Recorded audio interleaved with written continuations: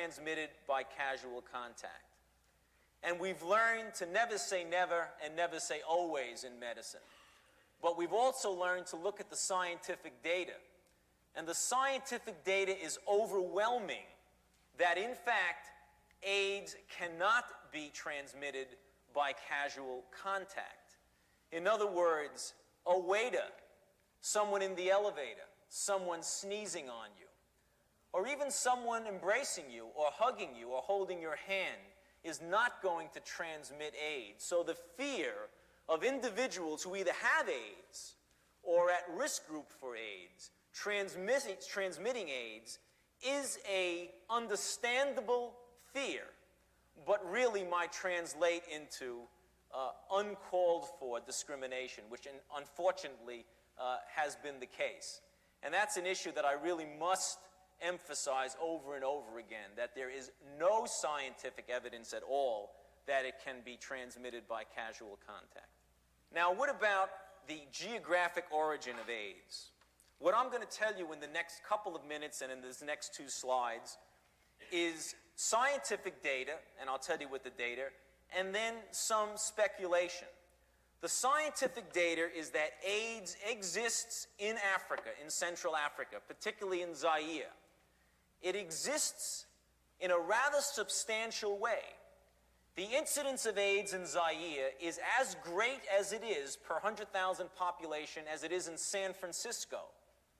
If one does epidemiologic study by examining the sera of individuals in Africa, we know that the disease existed there in the early 70s, before it existed in the United States. Is then Central Africa the source or the origin of AIDS in the United States? I don't know that. Now we're talking about hypothesis. Let me tell you another fact. In the late 60s and early 70s, thousands, not a few, but thousands of Haitians came to Zaire, particularly in Kinshasa, the capital, to work as technical advisors for the Zairean government. After several years there, because of the nationalization of much of the industry, they were essentially kicked out of Zaire and came back to Haiti, to the United States, and to Canada. Is that a possible connection? The answer is yes, because it is very likely that the male homosexuals in New York City, who frequently travel to Port-au-Prince in Haiti for vacations and for sexual contacts down there, picked up the virus in Haiti, and then because of the mobility of the population between New York and the West Coast, there was spread back and forth from the West Coast. In addition, the early cases in Europe, in France, the early cases in England and in Germany can be clearly traced to homosexual contacts from individuals who resided in New York. But there's also a very important clue there, because most of the cases in Belgium, in fact, were among black Africans who had come from Zaire and had gone to Belgium for medical assistance. As you probably know, Zaire was formerly the Belgian Congo, so there's a great deal of link between Belgium and Zaire.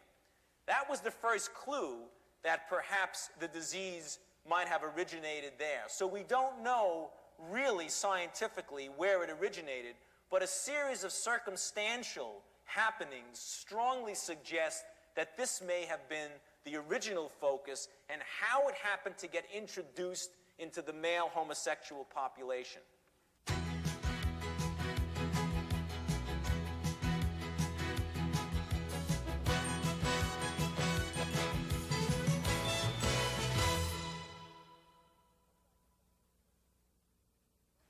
What about the clinical manifestations of AIDS? In other words, what happens to individuals who get full-blown AIDS? Well, first of all, there are what we call opportunistic infections, and I'll explain that in a moment. Then there is tumors called Kaposi sarcoma, which we'll explain. There's an interesting syndrome called chronic lymphadenopathy.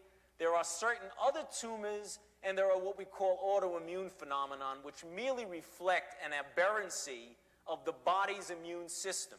What do we mean when we say opportunistic infection? An opportunistic infection is an infection which occurs in a person whose defense mechanisms are impaired. Hence, the microorganism